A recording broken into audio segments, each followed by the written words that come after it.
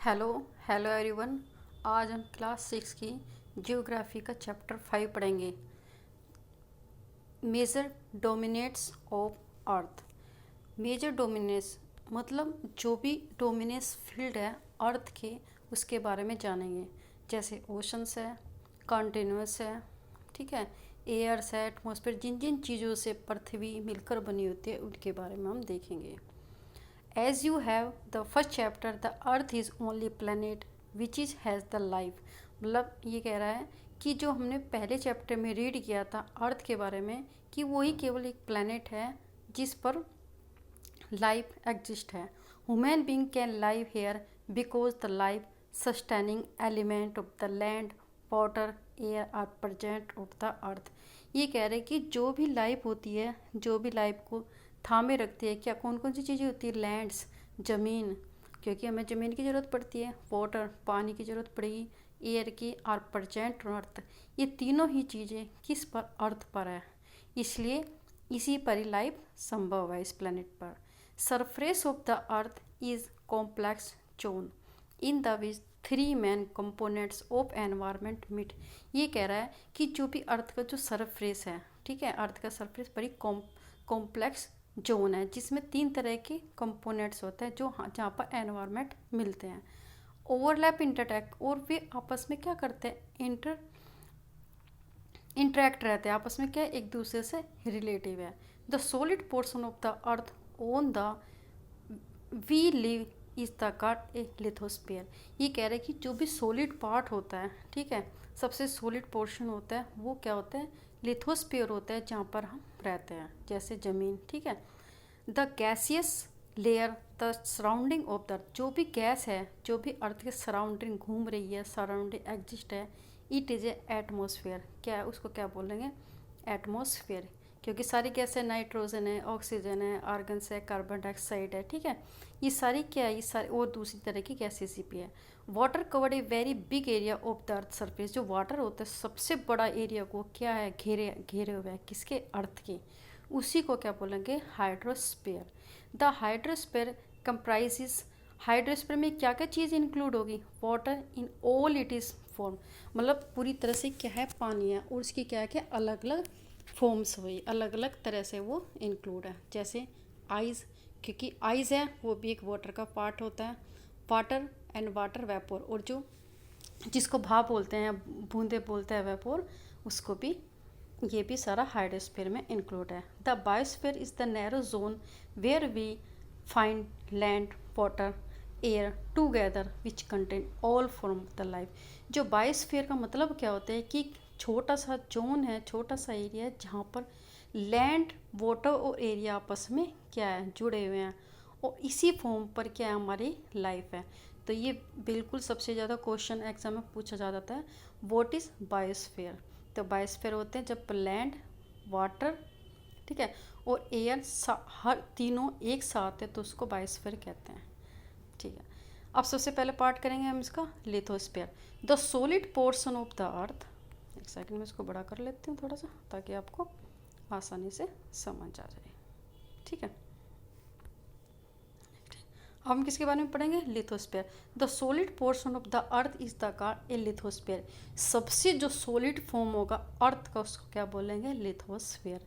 It comprises the rock of the earth crust. ये कह रहा है कि जो अर्थ है, जो अर्थ की पपड़ी है, जो अर्थ पर, जिसको हम लिथोस्फीयर बोलते हैं, ज़मीन वाला पार्ट, उसका ऊपरी पार्ट, तो उसकी रॉक को भी, सब चट्टानों को आप सम्मिलित करता है। And thin layer of the soil, और जो पतली सी परत होती है लेयर्स को, that contain nutrients element which sustain organism. और एक थिन छोटी सी क्या सोयल की परत को भी इंक्लूड कर सकता है, जिसमें बहुत सारे न्यूट्रिशंस होते हैं जो किसको, जो भी ऑर्गेनिज्म होता है, लिविंग चीज़ें हैं, तो उसको सस्टेन, उसको जीवित रखने के लिए यूज़फुल है। There are two main division of the earth surface. हमने जो अर्थ को मोस्टली दो भाग में डिवाइड किया है, इसको क्या बोलेंगे? The large land masses are known as continent. जो भी सबसे बड़ा भाग है किसका? ज़मीन का, उसको हम कॉन्टिनेंट के नाम से जाना जाएगा। और जो ह्यूज वाटर बॉडी है इसका कार्ड ए ओशन बेसिन। और जो सबसे ज़्यादा जो वाटर का पार्ट होता है उसको क्या बोलेंगे? ओशन बेसिन बोलते हैं। All the ocean of the world are connected with the one other.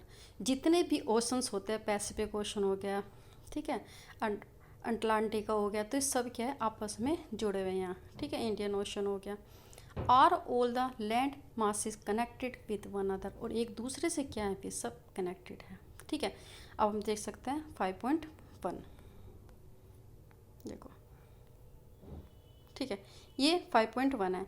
जैसे आप देख सकते हो कि ये इसमें क्या है, इसमें है हमारा पैसिफिक ओशन है, ठीक है, ये इससे जुड़ा हुआ है, फिर अटलांटिका है, ठीक है, ओशन से, फिर इंडियन ओशन है। ये कहीं ना कहीं क्या है, सबसे ऐसे रिलेटिव है, ठीक है, ये यहाँ से रिलेटिव ऐसे है, ये यहाँ पे भी, लेकिन एक ही थोड़ी सी उससे जोन से क्या है, किसी भी रास्ते से ये इस जुड़ा हुआ है, नॉर्थ अमेरिका और साउथ अमेरिका, ठीक है।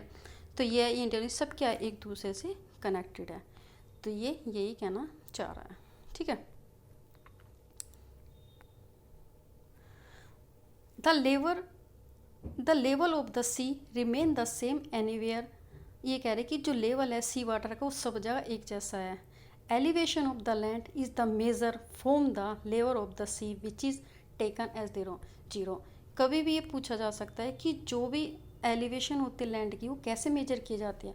तो कहीं पर भी हम जो भी लेजर हाइट नापेंगे, जैसे माउंटेन्स की हम नापेंगे, तो उसका जो स्टार्टिंग पॉइंट होगा वो हमारा कहाँ से होगा, सी लेवल से होगा, ठीक है। तो हम कैसे मेजर करते हैं उसको, सी लेवल से करते हैं। अब ये देखिए, ये एक बॉक्सेस दिया हुआ है, ये जो बॉक्सेस होते हैं ये भी बहुत इंपॉर्टेंट होते हैं हमारे एग्जाम के पर्पज से, चाहे कंपटीशन लेवल हो या हमारे स्कूल लेवल हो।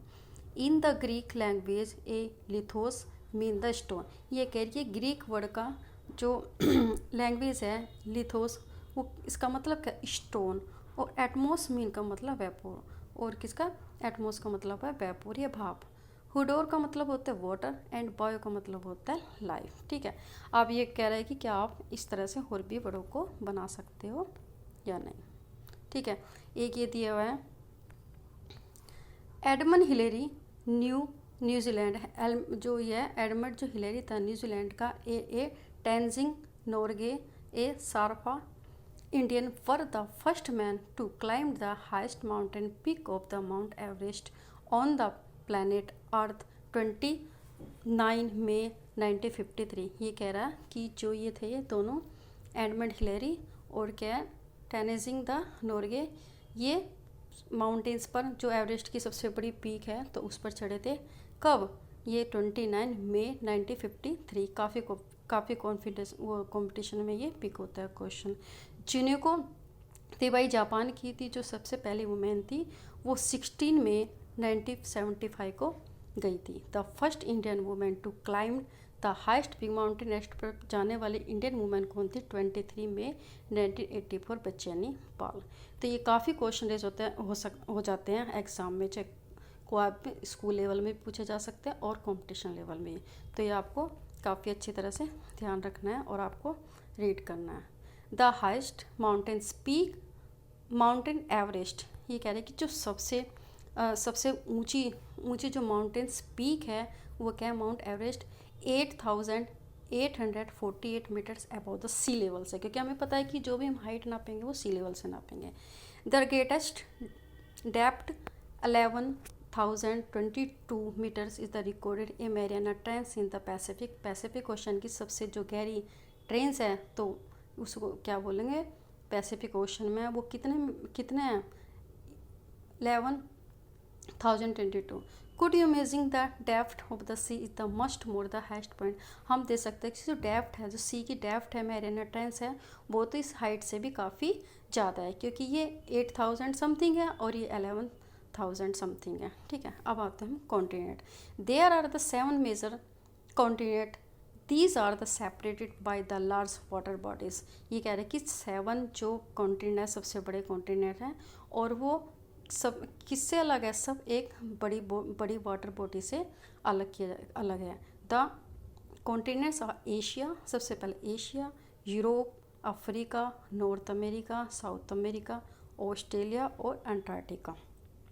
Look at the map, the look 50.1 and notice that a greater part of the land mass lies on the northern hemisphere. हम देखेंगे कि जो सबसे ज़्यादा पार्ट है कि हमारा जो लैंड मार्स का वो कहाँ पर है, वो हमारा किस में है, नॉर्दर्न हेमिस्फीयर में।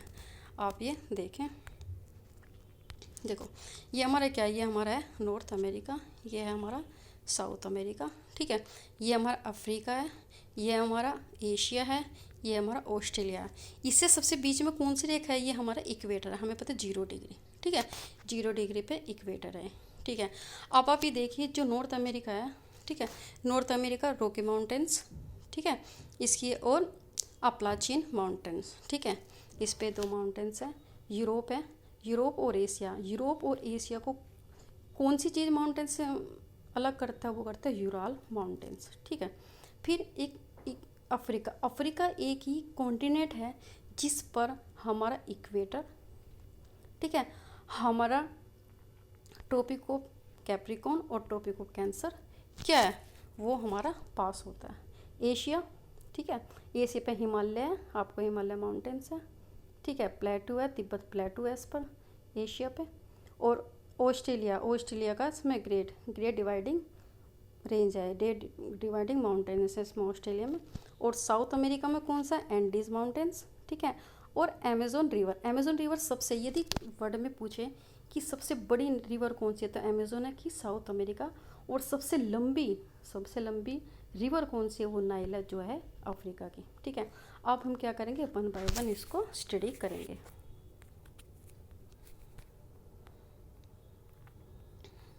ठीक है। सबसे पहला है एशिया,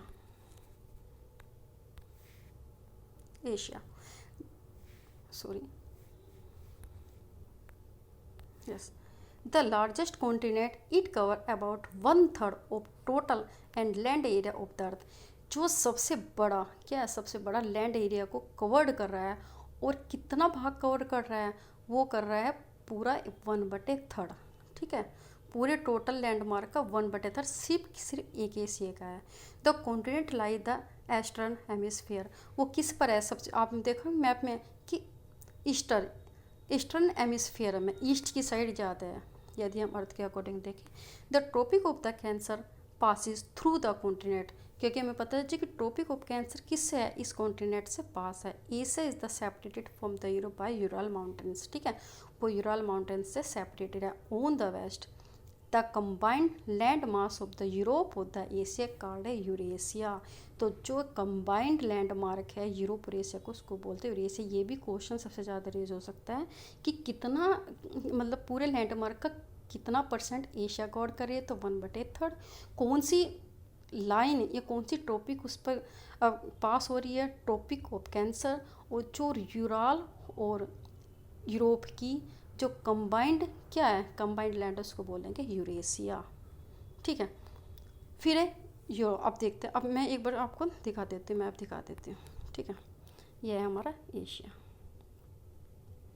ठीक है, ये एशिया है। आप देखना, आप देख ले कि जब भी देखोगे तब कितना बड़ा दिखाई दे रहा है, तो कितना बटे 1/3 है, ठीक है। इससे कौन सी रेखा जा रही है, ये क्या है, ट्रॉपिक ऑफ कैंसर, और ये हमारा इक्वेटर है, तो इसके अब हो गया। और कौन से उसमें ये ईस्टर्न, सबसे ज़्यादा ईस्टर्न हेमिस्फीयर में, ठीक है। और इस पे हिमालय पर्वत है। और ये देखिए एशिया और जो यूरोप है, इन दोनों की जो लैंडमार्क को कौन डिवाइड कर रहा है, ये हमारा कर रहा है यूराल माउंटेन्स, ठीक है। ये आपको अच्छी तरह से समझ आ गया होगा, ठीक है।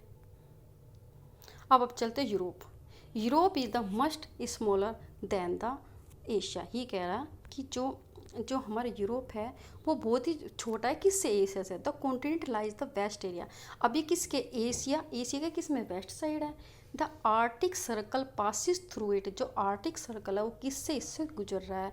It is bound by the water body of the 3 side, और ये 3 साइड से घिरा हुआ है वाटर बॉडी से। Look at the map in the world is the locate, जो आर्टिक सर्कल है passes through it and it bound by the water body of the 3 side, ये 3 साइड से घिरा है। कौन सा, यूरोप। आप देखिए, फिर मैं आपको एक यूरोप दिखा देती हूँ, ठीक है।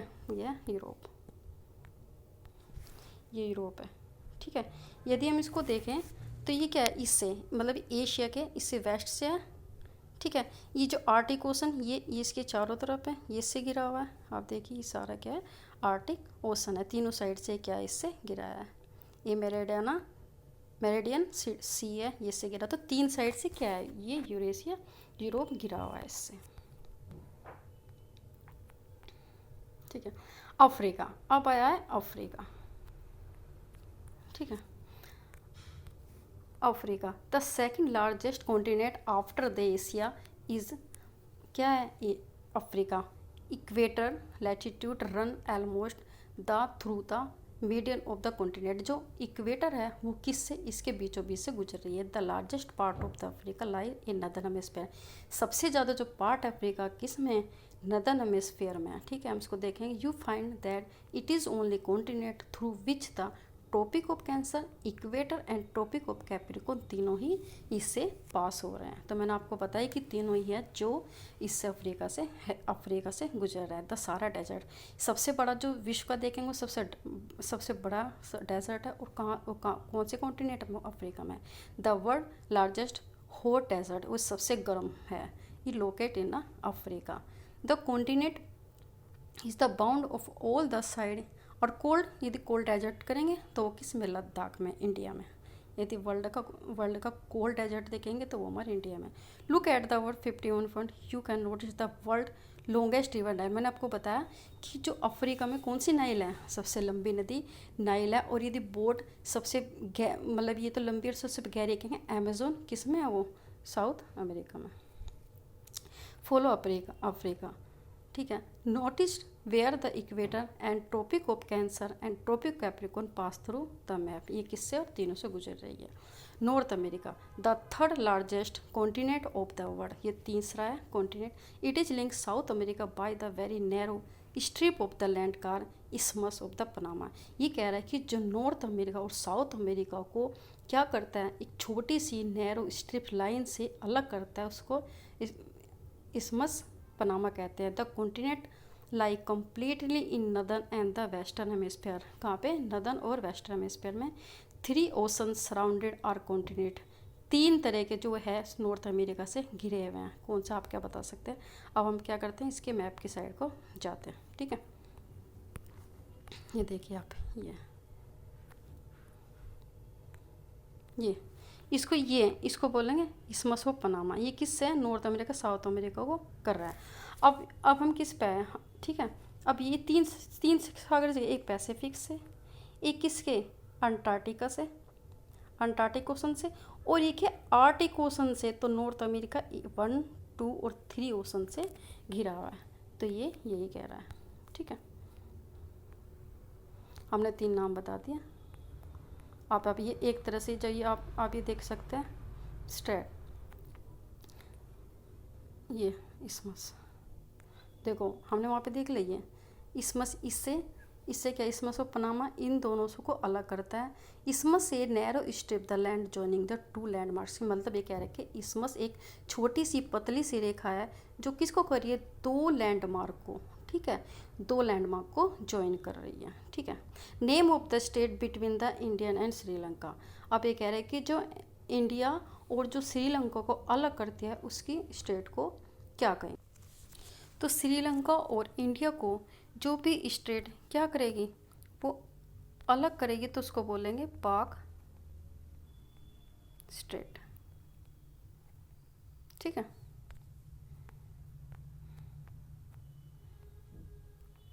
अब हमारा आएगा साउथ अमेरिका। ठीक है, इसके बारे में पढ़ेंगे। The lies mostly of the southern hemisphere, ये क्या है, मोस्टली पूरा ही सदर्न हेमिस्फीयर में। Which 2 ocean the surround in it on the east and west, और 2 ओशन है इसमें, अंटार्कटिक और पैसिफिक, 2 है साउथ में इस तरह। The Andes world longest mountain range, सबसे जो लंबी एंडीज है वर्ल्ड की, तो वो क्या है, एंडीज है। और वो कहाँ पे गुजरती है, ये गुजरती है साउथ अमेरिका से। ठीक है, run through the in the length and the through it is the length from the north to south, और उसकी जो लेंथ है कैसे, नॉर्थ से लेके साउथ तक है। ठीक है, अब मैप देखेंगे। South America has the world A largest river. ठीक है, और ये सबसे लार्जेस्ट रिवर को भी रखते हैं अमेजोन, ये भी मैंने आपको बताया। फिर भी एक बार चलते हैं, ये है साउथ अमेरिका। ठीक है, ये देखो, ये है साउथ अमेरिका। कौन कौन से ओशन है, पैसिफिक ओशन, और ये क्या है, अंटार्कटिक ओशन। ठीक है, इसमें कौन कौन सी रेखा, इक्वेटर, एक इक्वेटर जाएगी, और एक है हमारे ट्रॉपिक ऑफ कैप्रिकॉर्न। सबसे लंबी नदी अमेज़न रिवर, जो मैंने आपको बताई है सबसे बड़ी, ठीक है, ये गहरी लेकिन सबसे लंबी है नाइल, ठीक है, वो अफ्रीका है। और इसमें कौन सी एंडेज है, ये हमारी नॉर्थ से लेके, ये आप देखो नॉर्थ से लेके और ये साउथ तक जाएगी, हमारी एंडीज माउंटेन्स है। ठीक है, ये हमने देख लिया। अब आ गया हमारा ऑस्ट्रेलिया। ये भी पूछ सकते हो एग्जाम में कि कौन सी है जी सबसे बड़ी नदी, अमेज़न है, कौन से में, साउथ अमेरिका में। सबसे लंबी नदी नाइल नदी है, वो हमारी अफ्रीका में। कौन सी रेंज है इसमें, ये हमारा कौन सा है, ये है हमारा अमेज़न। अब हमारे आ गया Australia. Australia is the smallest continent of the lies entirely in the southern hemisphere. हमें पता है जो ऑस्ट्रेलिया पूरे सदर्न हेमिस्फीयर में, it is surrounding on the all side of the ocean, ये सभी चारों तरफ से ओशन से घिरा हुआ है। एंड सी से it is called island continent. इसको क्या बोलते हैं, आइलैंड कॉन्टिनेंट। अब चलिए अब यहाँ पे इसमें मैप में एक बार फिर चलते हैं। ये हमारा ऑस्ट्रेलिया, देखो। अब हम चलते हैं इसमें ऑस्ट्रेलिया में। ठीक है, यह है ऑस्ट्रेलिया। ठीक है, ये हमारा इक्वेटर है, तो क्या ये इधर तो सारा नॉर्दर्न हेमिस्फीयर है, इधर सारा हमारा सदर्न हेमिस्फीयर है। तो टोटली किसमें, सदर्न हेमिस्फीयर में है। अब इसमें एक कौन सी रेंज है, हमारी ग्रेट डिवाइडिंग रेंज। पूछ सकता है कि ग्रेट डिवाइडिंग रेंज कौन से उसमें कॉन्टिनेंट में, ऑस्ट्रेलिया में है। और ग्रेट सैंडी डेजर्ट, इसमें कौन सा, ग्रेट सैंडी डेजर्ट ऑस्ट्रेलिया में। ठीक है, और कौन सी रेखा से गुजर रही है पूरा, ये आया हमारा कैंसर ऑफ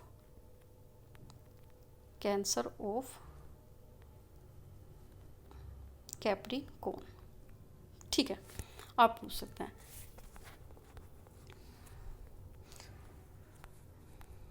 अब हमारा आ गया अंटार्कटिका।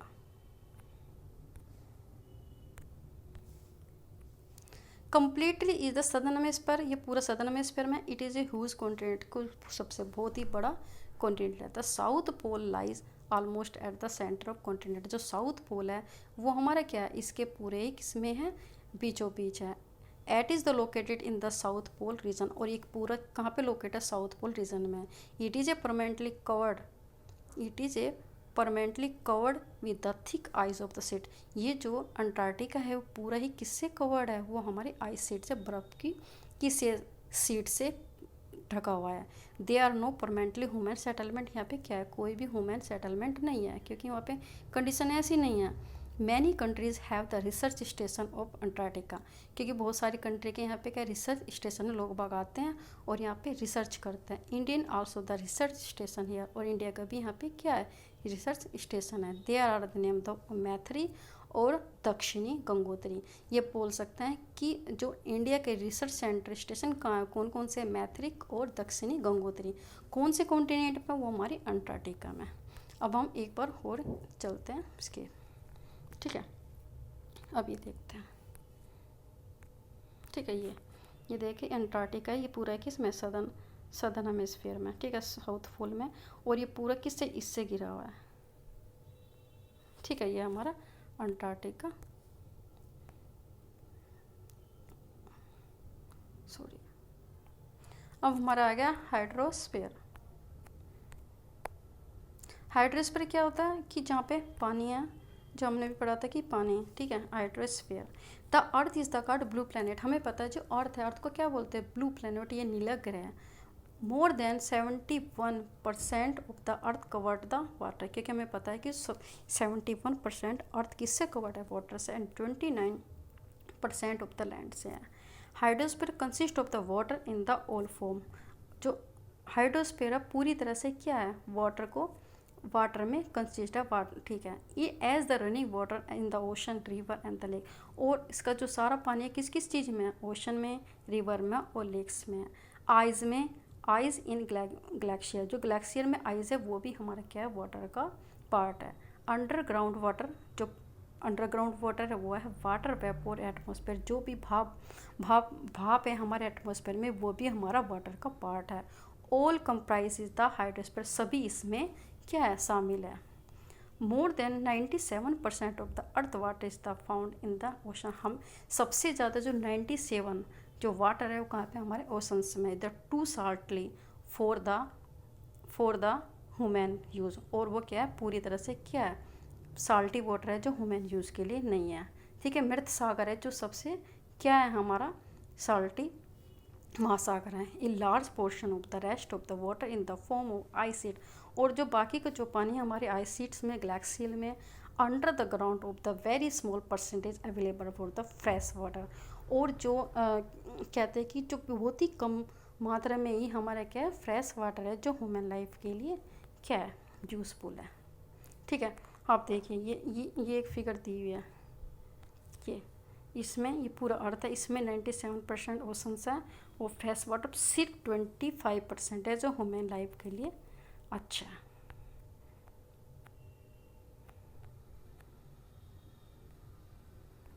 अब ये देखिए ये फिगर दी हुआ है, इसमें हमें क्या बताना, हमें बताना है कि कौन सा सबसे बड़ा है। सबसे बड़ा कॉन्टिनेंट हमारा ऑस्ट्रेलिया नंबर 1 पे, फिर दूसरे नंबर पे क्या हमारा अफ्रीका है, तीसरे नंबर पे नॉर्थ अमेरिका है, 4 पे हमारा साउथ अमेरिका है, फिर 5 पे हमारा अंटार्कटिका है, 6 पे हमारा यूरोप है, और 7 पे हमारा क्या है, ऑस्ट्रेलिया। तो सबसे बड़ा बिग हमारा एशिया, और सबसे स्मॉल, ठीक है, सबसे छोटा हमारा क्या है, हमारा ऑस्ट्रेलिया। ये कॉन्टिनेंट की फिगर दी हुई है। अब ओशंस, अब क्या करना है, हमें ओशंस के बारे में पढ़ना है। Oceans are the major part of a hydrosphere. हमें पता है कि सबसे ज़्यादा जो हाइड्रोस्फीयर का पार्ट ही है क्या, सबसे बड़ा पार्ट ओशंस है। दे आर ऑल इंटरकनेक्टेड, वो सब एक दूसरे से इंटरकनेक्टेड है, रिलेटिव है। तो ओशंस वाटर ऑलवेज मूविंग, हमें पता है कि जो ओशंस होता है वो हमेशा मूव करता रहता है। The three chief movement of the oceans water are the waves. हमें ये कहते हैं कि जो भी मूवमेंट की पार्ट है वाटर की, वो किस में, वेव्स में है, लहरों में है, टाइड में, ज्वार में है, और ओशंस करंट्स होती है। वेव्स क्या होते हैं, जो समुद्री लहरें चलती रहती है। टाइड से ज्वार होती है, मतलब जो भी अर्थ जब सन के और मून के बीच में आता है तो जो वो फोर्स लगाता है कौन, सन, मतलब जो सन और मून जो फोर्स लगाता है उसके कारण से टाइड आता है। तो उससे क्या होता है, जो लहरें होती है वो काफ़ी ऊंचाई पे होगी तो उसको बोलते हैं टाइड, लेकिन जब वो लहरें नीचे की साइड होगी तो उसको बोलते हैं भाटा। ठीक है, ये आप जब आगे की क्लासेस में जाएंगे तो आपको वो और ज़्यादा नॉलेज मिलेगी। ओशंस करंट क्या होता है कि ये होती है समुद्री लहरें, इसमें लेबाडोर की है, क्यूरोसियो की है, ठीक है, ब्राज़ील है करंट है, ठीक है, और ग्ल्फ स्ट्रीम है। तो ये सारी करंट से है। 5 major oceans are Pacific Ocean, पाँच हमारे Pacific, Antarctic, Indian Ocean, Southern Ocean, और हमारे क्या है, आर्टिक ओशन। तो हमारे 5 है, कौन कौन से, Pacific, Antarctic, Indian Ocean, Southern Ocean और आर्टिक, 5 है। इन ऑर्डर देयर साइज, क्या अपने ऑर्डर साइज के लिए। द पैसिफिक ओशन लार्जेस्ट, सबसे बड़ा कौन है, पैसिफिक है। Is spread over the 1/3 of the अर्थ, कितना, 1/3 अर्थ पर क्या है, ये कवर्ड है, सबसे बड़ा है। मैरियाना ट्रेंच इसी में है। डीपेस्ट पार्ट ऑफ अर्थ हमने पढ़ा है, कितनी है, उसका है 11,022 मीटर्स, क्या है उसकी डेप्थ है।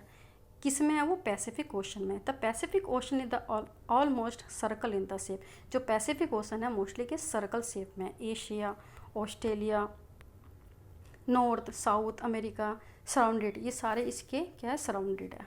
ठीक है, लुक एट मैप, जैसे मैं अभी, अब चलो वो मैप पे चलते हैं। देखो ये हमारा पैसिफिक ओशन, ये पैसिफिक ओशन है। आप देखो ये क्या है, ये घिरा हुआ है किससे, नॉर्थ अमेरिका से, साउथ अमेरिका से हो गया, ठीक है, इस साइड से होगा। जब इस साइड से जाएंगे ये हो गया इधर एशिया, ये भी सब इससे, क्योंकि पृथ्वी में गोल है, हमें पता है कि पृथ्वी गोल है, हमने तो इसको एक अंडरस्टैंडिंग में, ये भी हमारा पैसिफिक ओशन है, ऑस्ट्रेलिया है। तो ये सब किससे घिरा हुआ है, हमारे लैंडमार्क एरिया से, हमारे यहाँ कॉन्टिनेंट से हमारे ये घिरा हुआ है। ठीक है,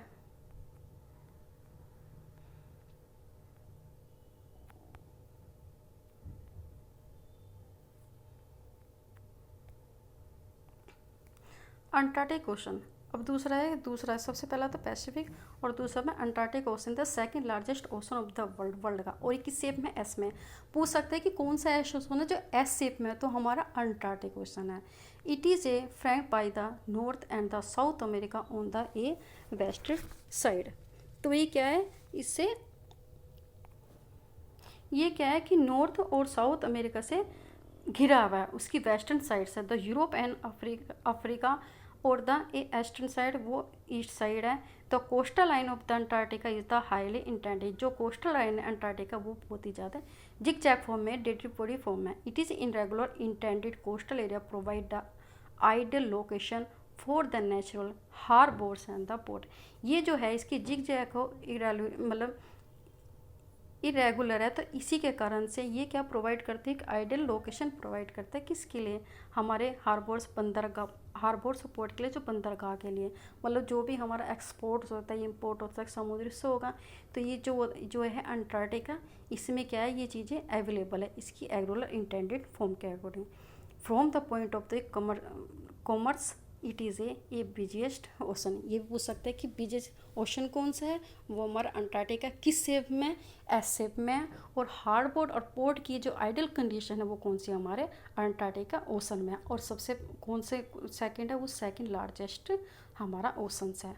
the Indian ocean is the only ocean name after the country that is India. एक इंडियन ही ओशन है जो अपनी कंट्री पर उसका नाम रखा गया। The shape of the ocean the almost triangular, उसकी शेप क्या है, एक ट्रायंगुलर फॉर्म में है। It is A north and it is bound by Asia, वो एक मतलब उसके नॉर्थ में क्या है, एशिया को उसमें एशिया बाउंड है। इन द वेस्ट, वेस्ट में क्या है, अफ्रीका है, और ईस्ट में क्या है हमारा ऑस्ट्रेलिया है। ठीक है, अब हम एक बार इसमें मैप में जाके देखते हैं।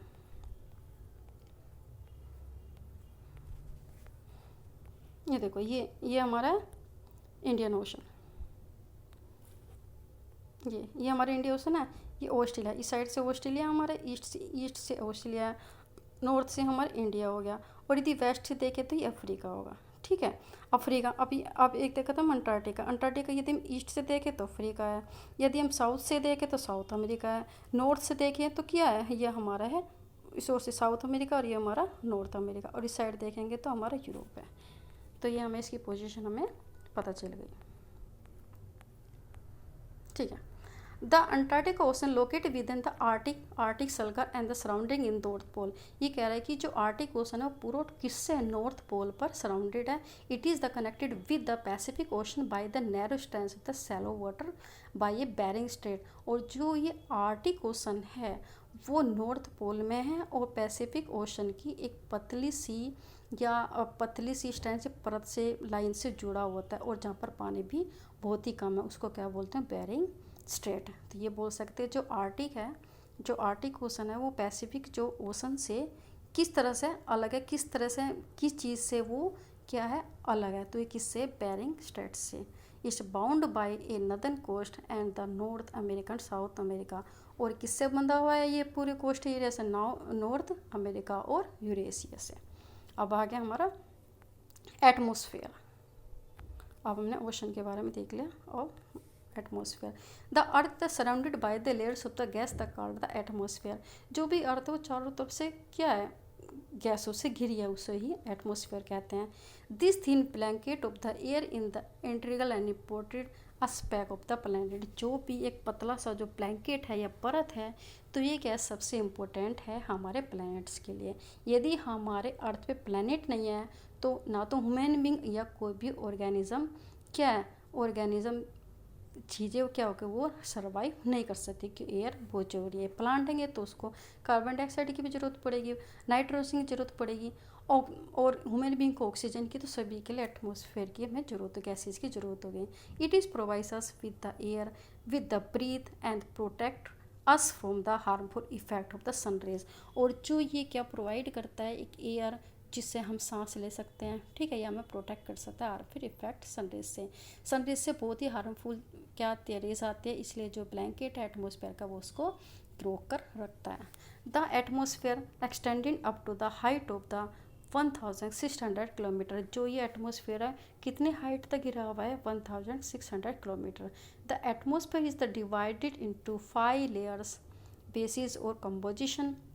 अब ये जो एटमॉस्फेयर है 5 लेयर्स में हमने इसको डिवाइड कर दिया।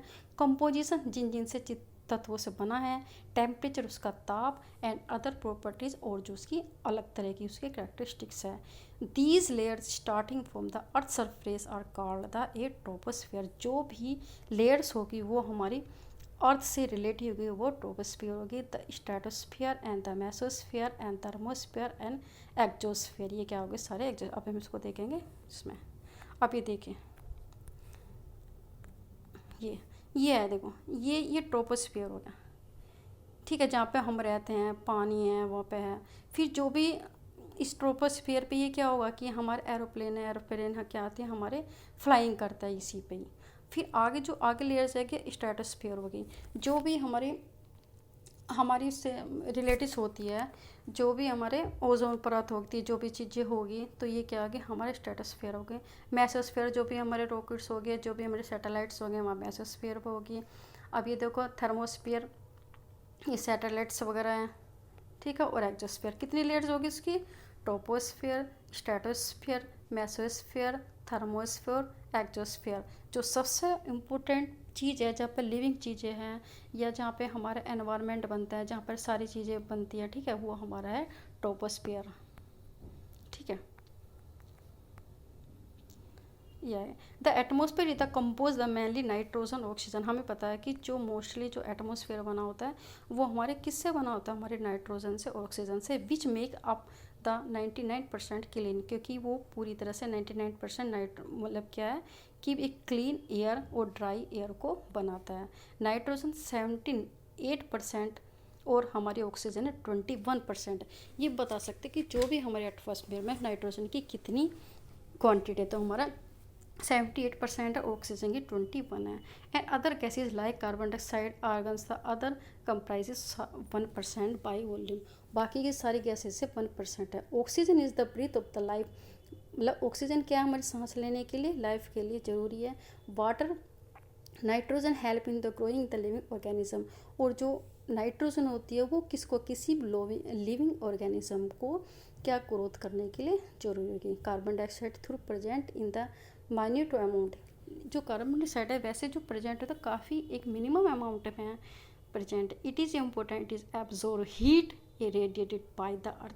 ये क्या करता है कि जो भी हीट होती है, जो भी सन से हीट आती है अर्थ पर, उसको क्या करता है, वो उसको फैला देता है, इरेडिएट कर देता है।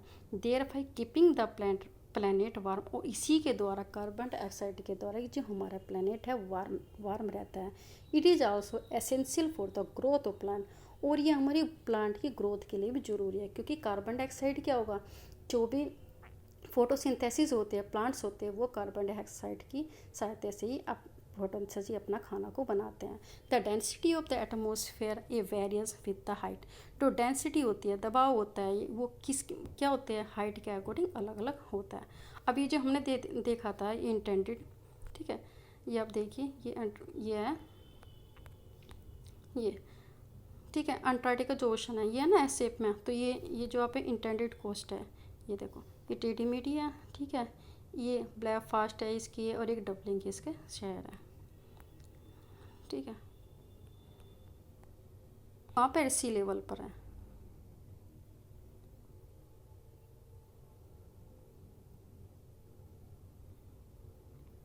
The atmosphere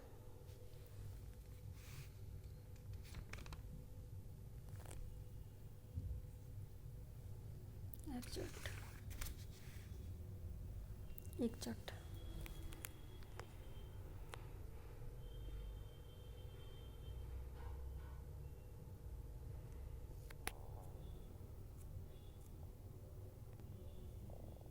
the atmosphere exert pressure on the earth, वो क्या करता है, प्रभाव डालता है किस पर, अर्थ पर। The various from place to place, इसलिए वो प्लेस टू प्लेस वैरायटी करता है। Some area experience high pressure and some area of the low pressure, कि कुछ एरिया होते हैं कि हम देखते हैं कि वहाँ पे हाई प्रेशर है, ठीक है, और कहीं पर जैसे समुद्र की साइड पर हाई प्रेशर होगा, और जैसे जैसे हम हाइट की साइड माउंटेन्स पे चलते चले जाएंगे तो वहाँ पे लो प्रेशर होता चले जाएगा।